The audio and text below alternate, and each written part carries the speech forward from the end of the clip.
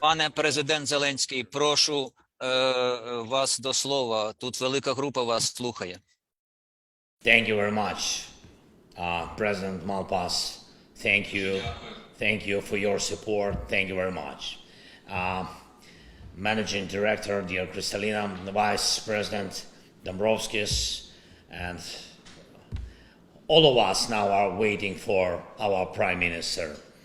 And dear ministers, secretaries, and heads of international financial institutions, thank you again. Thank you all for this meeting, for your work in this format. Ukraine is currently living through a storm of emotions.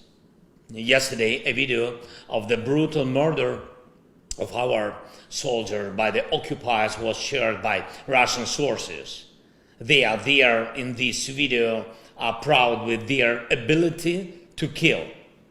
You have probably all seen it on the news, and you know that Russian army tries to make this level of violence and atrocities a routine everywhere on Ukrainian soil.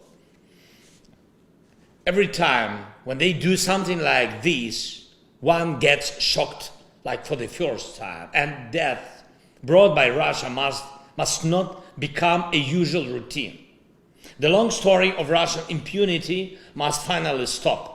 And I thank everyone in the world and all of you who help Ukraine to survive. But every day we'll lose our people, men and women, adults and children who die at the hands of Russia. Please, would you please, I ask you now to honor with a minute of silence the memory of the Ukrainian soldier whose death the world saw yesterday, and the memory of all of our people whose lives were taken away by the Russian invasion. Please.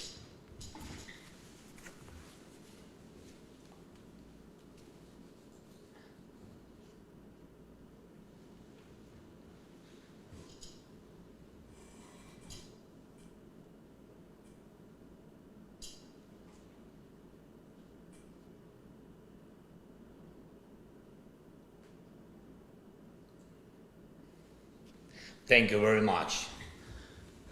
Thank you so much. Yes, thank you. It's very important for all of us. Dear participants of this meeting, Ukraine will prevail in this war. It is only a matter of time when Russian aggression is defeated, but the evil state should not have any chance to win with ruins. What is always the goal of a terrorist? To break life. If not to kill, then damage. If not to destroy, then to make suffer. Any aggressor who hates life, whether he acts at a state like Russia, or within a terrorist group, or a single degraded individual, any aggressor always enjoys when he destroys, and when the ruins have to be repaired for decades. Thousands and thousands of facilities in Ukraine have been ruined. Thanks to the partners, most of the expenses for maintaining a normal life have been secured for this year. But the basic needs for reconstruction remain open. It's housing, energy, transport, social and humanitarian sphere, public services. Recently, I visited the frontline regions and the regions of our country bordering Russia. It is so painful to see cities destroyed by terror, villages burned, and fields dead because they are mined. That's why supporting fast recovery is a part of counter-terrorism work. By rebuilding what has been ruined, we defeat the main goal of terror. We return their normal life. The second point, the essence of the evil state. For the first time in history, the world has such a vast opportunity to change, to charge the aggressor with compensation for damages. the one who is guilty of the unprovoked and illegal war. For example, the World Bank provided a new assessment of the losses and needs of Ukraine. $411 billion. Every day, Russia increases this account. The world has Russian assets of various types that cover such a level of losses. The world's potential aggressors are now looking. Will you do the right thing? It is realistic to confiscate Russia's assets as well as assets of persons connected with the ruling elite of the evil state.